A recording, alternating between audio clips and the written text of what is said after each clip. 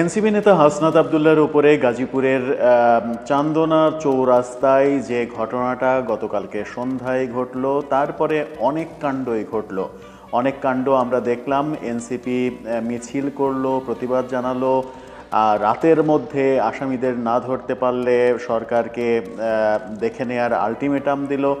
এরকম নানা কর্মকাণ্ডের মধ্যে আমরা রাত অতিবাহিত করেছি। আমরা দেখেছি এক অতি উৎসাহী ছাত্রদল নেতা, তিনি ফেসবুকে হামলাকারীদের পক্ষে পোস্ট দিয়েছেন। তারপরে পুলিশ কি পদক্ষেপ নিল, পুলিশের পক্ষ থেকে কি জানানো হলো, আদতে এই হামলা কেন হলো, কি আলোচনা হচ্ছে চারিদিকে, সেই আলোচনাটাই করবে এই ভিডিওতে। বলছিলাম হাসনাত আবদুল্লাহর উপরে হামলার ঘটনা। হাসনাত আবদুল্লাহর উপরে হামলার ঘটনার পরে আমরা এনসিপিকে মিছিল করতে দেখলাম রাতে। তারা মিছিল করলো বাংলা মোটরে তাদের কার্যালয়ের সামনে, এরপরে রাজু ভাস্কর্যের দিকে গেল। কিন্তু আশ্চর্যজনক হলেও সত্য যে প্রথমে গাজীপুরে সন্ধ্যায় মিছিল হয়েছে এর প্রতিবাদে, এরপরে এনসিপি নিজের কার্যালয়ের সামনে রাতে মিছিল করলো। অনেক সময় পরে মিছিল করলেও এনসিপির মিছিলে যে জনসংখ্যার উপস্থিতি সেটা রীতিমতো বিস্ময়কর। এর আগে রাজু ভাস্কর্যে ডাকলেই রাজুতে আয়, কি হয়েছে রাজুতে আয়, এই কথা বললেই বৈষম্যবিরোধী আন্দোলনের সময় রাজুতে হাজার হাজার ছাত্র জনতার উপস্থিতি দেখা যেত। কিন্তু এবার হাসনাত আবদুল্লাহ আক্রান্ত হওয়ার পরেও সেই পরিস্থিতি আমরা দেখলাম না। মিছিলে খুবই স্বল্প সংখ্যক লোক দেখা গেল এবং বাংলা মোটরের যে মিছিলটা আমরা দেখলাম সেই মিছিলের সম্মুখভাগে বরং সাংবাদিক এবং ইউটিউবারের সংখ্যাই মনে হচ্ছিল যে বেশি। অজস্র মোবাইল ক্যামেরা স্টিক দিয়ে উঁচানো, সেই ক্যামেরায় ভিডিও ধারণ করা হচ্ছে, ইউটিউবাররা ভিডিও ধারণ করছে, টেলিভিশন ক্যামেরা, শত শত সাংবাদিক, এবং মিছিল করছে যে পরিমাণ লোকজন, সেই লোকজনের সংখ্যা বাংলা মোটরের অফিসের সামনে খুব বেশি হলে সেটা 200-র বেশি হওয়ার কথা নয়। এরকম পরিস্থিতি কেন হলো সেটাও অবাক করার মতো ঘটনা। কারণ এই ছাত্র নেতাদের ডাকে আমরা দেখেছি বৈষম্যবিরোধী আন্দোলনের সময় সাড়া দিতে সবাইকে হাজার হাজার ছাত্র জনতা জড়ো হয়েছে, যেখানে ডেকেছে সেখানেই জড়ো হয়েছে। কিন্তু এখন জনপ্রিয়তায় ভাটা পড়েছে বলেই মনে হচ্ছে। নানা রকমের বিতর্কিত কর্মকাণ্ডের ফলে এনসিপি নানা রকমের সমালোচনার মধ্যে রয়েছে। তার একটা ছাপ এবার স্পষ্ট বোঝা গেল যে মিছিলটা দীর্ঘ হলো না, এটা এনসিপির জন্য বেশ হতাশাজনক। সেই হতাশার মধ্যেই তারা মিছিল করেছে, সরকারকে আলটিমেটাম দিয়েছে রাতের মধ্যেই আসামি ধরতে হবে। কিন্তু পুলিশ কি বলছে? হাসনাত আবদুল্লাহর উপরে হামলায় পুলিশ কি বলছে? দৈনিক কালবেলা এই ব্যাপারে যেটা বলেছিল, প্রথমে পুলিশের আরও আপগ্রেড আছে সেটা আমরা জানাচ্ছি। কালবেলা বলেছিল, গাজীপুর মহানগর পুলিশের উপকমিশনার রবিউল ইসলাম বলেছেন, হাসনাত আবদুল্লাহর উপরে হামলার ঘটনায় সিসিটিভি ফুটেজ পর্যবেক্ষণ করে দেখছি, দায়ীদের ধরতে পুলিশের একাধিক টিম কাজ শুরু করেছে। এদিকে ঠিক কী কারণে হাসনাত আবদুল্লাহর ওপরে গাজীপুরে হামলা হয়েছে কিংবা গাজীপুরে কী কারণে হাসনাত আবদুল্লাহ গিয়েছিলেন, এটা এনসিপি নেতারা এমনকি পুলিশও বলতে পারেনি। গাজীপুরে আসলে কী কারণে গিয়েছিলেন হাসনাত আবদুল্লাহ, এনসিপি নেতারাই বা জানলেন না কেন হাসনাত আবদুল্লাহর গাজীপুরে যাওয়ার এই তথ্য? এই কথাটা বলছে দৈনিক কালবেলা। তারা এনসিপি নেতাদের সঙ্গে কথা বলে জেনেছে যে কেন গাজীপুরে গিয়েছিলেন হাসনাত আবদুল্লাহ, সেটা এনসিপি কর্মীরা গাজীপুরের কেউ জানেন না। এটা বেশ হতাশাজনক।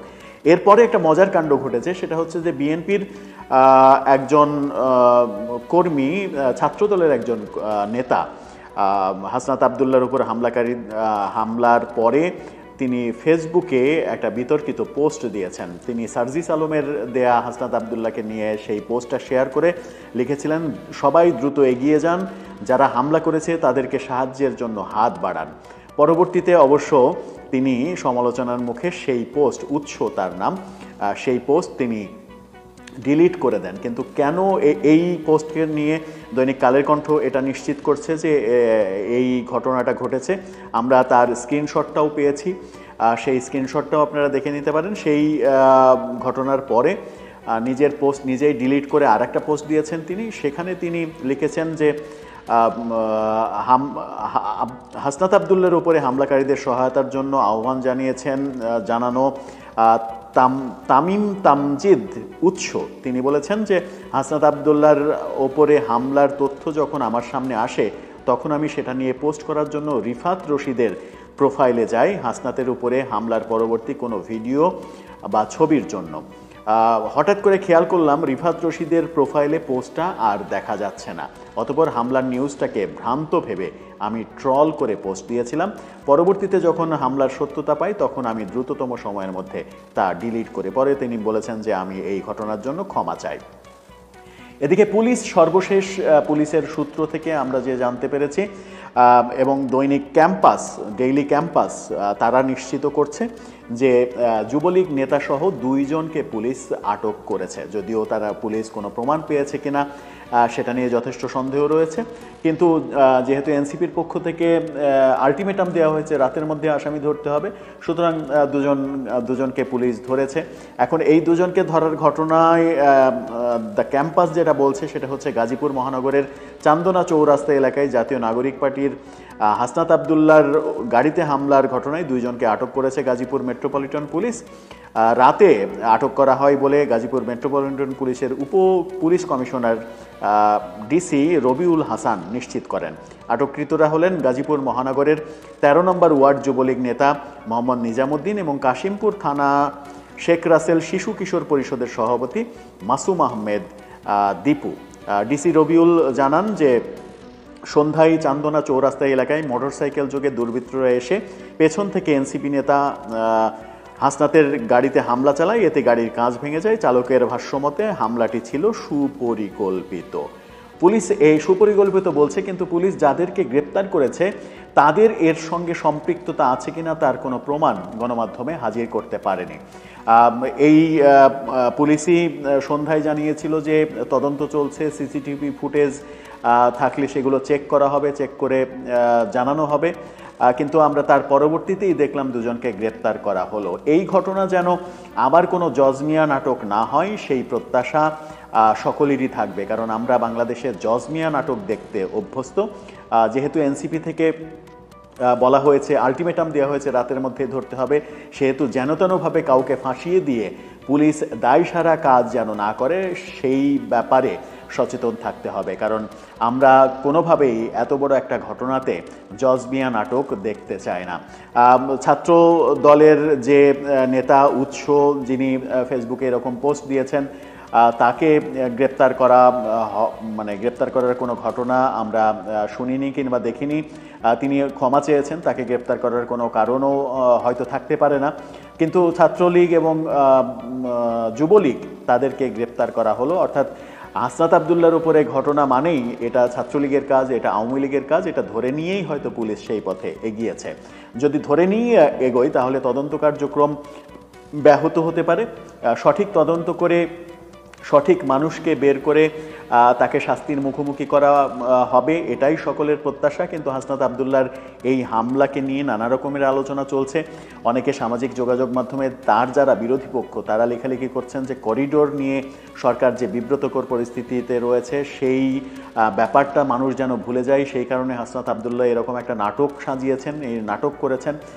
আবার বলছেন যে নিজেদের রাজনীতি যখন বিতর্কের মুখে, এনসিপির রাজনৈতিক অবস্থা খুবই খারাপ, তখন সেই বিতর্কগুলোকে পেছনে ফেলার জন্য এরকম একটা নাটক সাজানো হয়েছে যে তাদের উপরে হামলা হচ্ছে এবং এই হামলাকে কেন্দ্র করে যেন আওয়ামী লীগ এবং তার অঙ্গ সংগঠন সবাইকে নিষিদ্ধ করাটা সহজ হয়।